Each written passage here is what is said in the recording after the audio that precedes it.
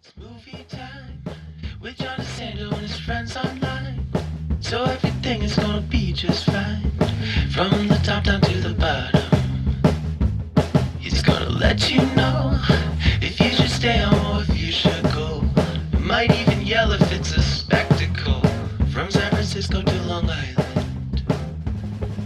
'Cause nothing's better than a motion video. It's Movie Time is produced and hosted by John DeSando. Listen to shows and read reviews online at WCBE.org. I'm John DeSando, And I'm Mindy Mcfann. and it's movie time. It sure is. So look at this is a stressful time of year for everybody. We were Mhm. just talking about people getting sacked from our industry here and so on. So I thought, all right, who will settle down with me on an easygoing movie? And it's called The Idea of You. Yes, it is. Set it up, Mindy. It's pleasant. It's pleasant. It's fun to watch. It's a guy, Harry Styles-esque type guy, Right? who runs into a 40-year-old mother, art gallery owner, and something clicks. And it's about the relationship they have. Yeah. And this guy, Nicholas Galitzine, Mm-hmm. have you ever seen him before? Yes, I don't remember where Yeah. though. I'm sorry to say. I don't think in anything huge. He's not that familiar, but I should have looked it up. But yeah, he looks vaguely familiar. Who did look familiar is he's in a boy band, and there's one guy in the backup band that is an Instagram dancer that I love. And I was so startled when I saw it. Really? Yeah. Oh my gosh. Well, he looks a lot like my grandson. Ah. And these guys are just otherworldly beautiful. And this guy is, as you say, the Harry Styles type. And probably if they can give him a more complex role, probably has a strong future. As we know, you just can't look pretty. Right. Right. And my feeling in this was that he wasn't stretched. I don't think it was a stretchy movie.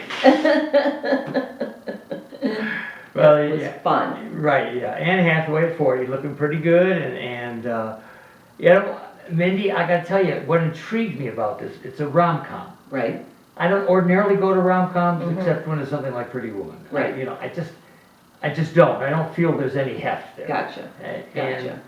then I found this is on Prime, Uh-huh. so it's easy for me to see it, Yes.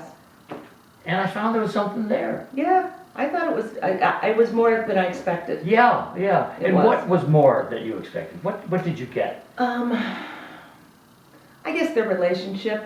I mean, I knew kind of how it was going to happen and end and all those kind of things, but their relationship was a little more poignant than I expected it to be. Yeah. They, in a very small way, addressed what I have come to believe is the horrifying sexism of being a mother. A That- single mom Yes, she's divorced and her husband, is a dork. well, he had an affair with somebody, ran off and married him, and daughter didn't seem to have a problem with that. Did have a problem with her mother being happy, though. That seemed to be disturbing to her. There's one shot where the camera comes right up on that character, who is her mom or somebody, one of her friends who looks right at the camera and says, "People do not like happy women." No. Is that the Oh, truth? they really don't like happy mothers. There's a great Nora Ephron line you're from right. There's a Nora Ephron movie that's brilliant, and she says, "My daughter, if you gave your daughter the choice, if she'd rather be happy in the other room, or crying in the other room, or happy in Barbados, she'd say in the other room." Well, this is you're hitting on what really struck me as important about this. And as a side note, my daughter is friends with the author of the book. Mm-hmm. And when my daughter was depicted as a character in a French film, this lady whose name is Robin Lee, Mm-hmm. did come to the premiere of the film in Oh, Paris how nice of her. when Thea was there. That's very nice. So she's going to be getting this. Hey, Robin, this is where we're here talking across the ocean to you, and we both enjoyed the film. So Thea was happy that we had enjoyed it. Yeah.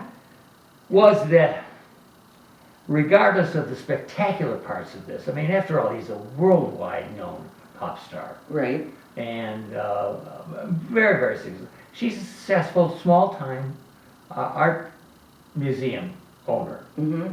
So, this is an odd circumstance as it is, but their affection for each other, I think you were hinting at this, there's a real affection for each other. I mean, not just Hathaway, it's more than that. There's Absolutely. the way it's depicted, it could be anybody. Yeah, it's all so kind to me, kind of laughable. They're only 15 years apart. If this was switched genders, I mean, would this even be a movie? I mean, you look at every famous movie star male in the world, how many movies have they made with women 15 years younger than them? You could not make a movie out of that. Mindy, one of my marriages, 25 years. Yeah. And I'm sure people thought it was odd, but Not hardly, that odd. hardly No. the level of this, and you are so right. Boy, the conditions for her are so much different. And what I like, go ahead. Well, just they show all the clips of the press, and once they find out they're seeing each other, and the things they say about her are horrific, just horrific. And yet they sounded, I'm not surprised. No, I'm Well, not. starting with a cougar, Uh-huh. which is not necessarily praise. No, it's not. And what I liked is that she really wasn't a cougar. No, That what I liked from the beginning is that she fought it. absolutely. She didn't need it, and she fought it.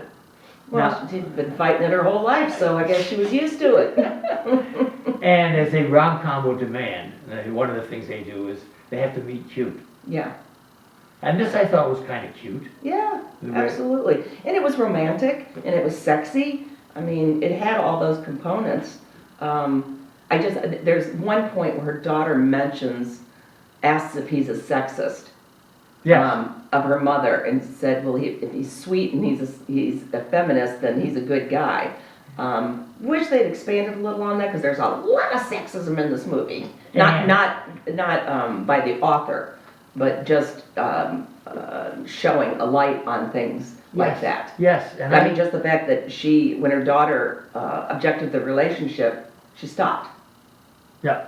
Let me get to that. You hit a couple points for me. One of them is, I don't see an awful lot of detail about him being a feminist. Is it just because he apparently loves her regardless of their situation? How does he evidence being a feminist? That to me, I think is just generational. Okay. He just walks in the world differently at 25 than somebody would at 65. He just walks through I don't think he does anything dramatic to No. exemplify that, but he's grown up in a different world. Yeah. So he just displays it less. Yeah. I mean, he doesn't hyper focus on what she looks like. He doesn't hyper focus on her body. He doesn't even, when she's uncomfortable about those things, he doesn't make a big fuss about it. So I guess that would be something. He doesn't, money doesn't come up a lot, the disparity in their incomes. He did buy the contents of the archive. Yes, but he also didn't say, how can you go back to your job? He didn't get in the way of her continuing her life. And one sincere moment, I thought, when he said he'd give everything up. Yeah. And I thought, wow, now that is pretty cool. Yeah. And the way that he plays it, it felt authentic. Yeah, because I didn't think he was just doing it for her. No. I think the offer was for him, Yeah. Which would be another good example of not being a sexist. So when you commented about her and her daughter, I thought it was very unfair, the pressure the daughter put on her. Am I correct in that point of view? Well, yeah, but she's the teenager. That's what they do. They put pressure on you 24 hours a day. It's just women take on the pressure, whereas a man, it's just different. Yeah. The pressure isn't the same. I mean, a mother's supposed to be perfect. Uh-huh. A father's supposed to show up and have a job. Uh-huh. I mean, it's just a different kind of thing, and I know that sounds really sexist of me, but it's a changing ethos, but it is still patently true that a woman still feels like they are supposed to drop everything when requested by their children. And one of the things I really liked too about this is that she leaves him not only once, but a couple of times. Right, right. And which really endeared me to her character. Mm-hmm, She's clearly going through some torture here. absolutely. And while he is an attractive male, I felt that he had shown himself to be more substantial than just being a pop star. Yeah, And it made it difficult for her right, because of the societal pressures. And I Right. thought the pressure from a daughter yeah, was, but I thought it was real. absolutely. I'm sure it happens every day. Wow, yeah, She was willing to put her life on hold for 5 years. Yes. Because that's what you're supposed to do. wow. My brother-in-law's mother had the same situation. Her husband passed away. She met somebody, her kids didn't like him. She stopped seeing him and she never had another Oh my, man in her life for the rest of till she died. oh my gosh. Yeah. Now, would you do that? I don't know. Yeah. I hope not, but probably.